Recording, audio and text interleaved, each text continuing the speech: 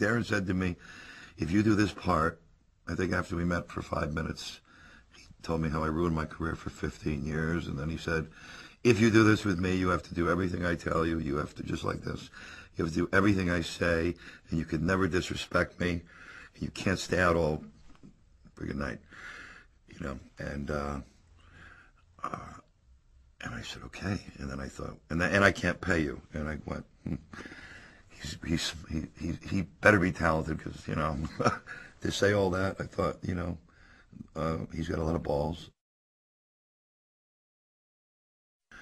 You know, there's a certain way I would land like a brick and, you know, really like hurt every bone in my body, and then I'd be off to getting another MRI, and, you know, finally I was learning how to land the right way, because in the beginning it was frustrating, because, you know, we were trying to pack in, you know, these guys take several years, like any profession, to learn their trade, and we were trying, you know, to jam that into 4 months, and eventually it clicked in, and I got a rapport with the wrestlers, and I got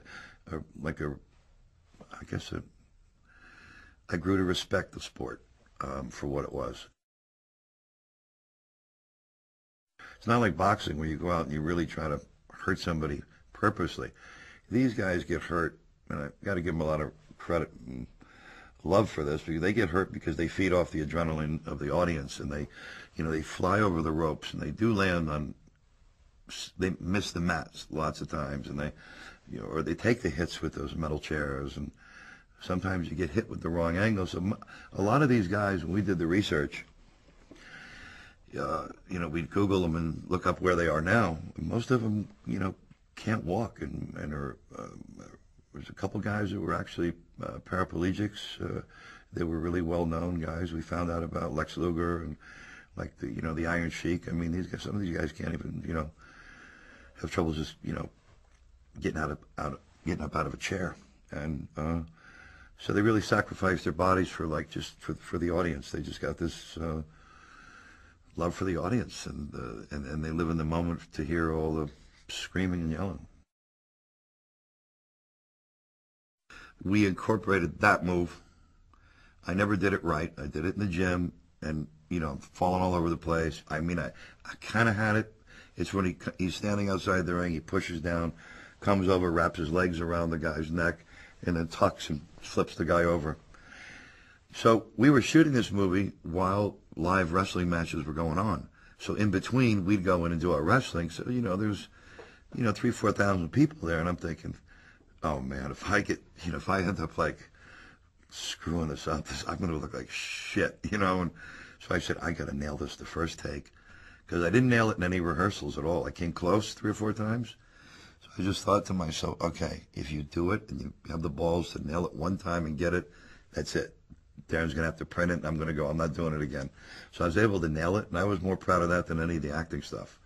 So we nailed it on the first take, and it was like my birthday, you know. I get a call in Miami, and you know, he said, I got a song, and I said, okay, So I took Darren Aronofsky, who I don't even know if he knew who Springsteen was. I mean, he still listens to the Beastie Boys, you know, and brought him there, and Darren's like flipped out. He'd never seen like 80,000 people going crazy with carrying signs and shit in a giant stadium, and he's going, they really like this guy. I go, where you been? You know. So we watched the show. We went backstage, and I introduced the two of them, and then I said, Bruce, would you talk with Darren for a minute? You know, I went in the other room, and Darren was left with Bruce. Next thing, I was in another room, and Bruce had an acoustic guitar there, and he started playing for Darren the wrestler song, and, you know, the rest is history. Absolutely no respect for the sport at all. Actually, you know, being an ex-professional fighter, it was just a sport that I just thought I had no respect for. I didn't look at it as a sport, even, which I probably was. I was ignorant to prejudging it that way, because I didn't know how dedicated these guys are. I didn't know that you do have you have to have a different type of athletic training and athleticism. So I was wrong in my judging that sport the way I did. So I have to take all that back.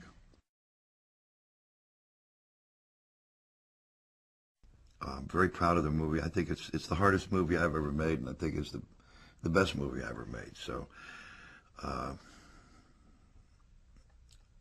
I'm glad. I've told people earlier, I was so glad the day it ended, because it was hard.